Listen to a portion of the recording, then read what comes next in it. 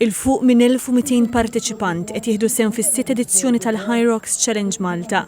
Dal-isport qed jattira n-nies ta' kull età bl-iżgħar parteċipanti għandhom 7 snin u l-akbar 70 sena. Waħda mill-fundaturi Lian Bartolo fisret din l-isfida bħala waħda fiżika iżda daqstant ieħor mentali. Il-Hyrox huwa challenge ta' 8 stations u bej kull station għandek 1 kilometer run. Ġifieri jaqgħad id-dinja tar-running mad-dinja tal-exercise.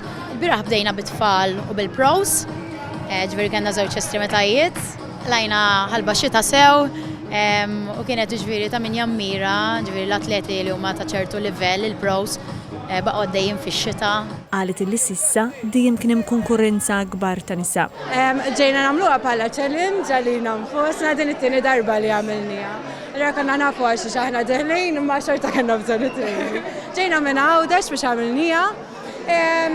Nitrejhom darba fil-ġimgħa flimkien imorru niġru għandna trainer. Naħseb l-iktar ħaġa diffiċli biex jirnexxilek iżżomm il-heart rate livell u tibqa' dejjem mingħajr ma tieqaf.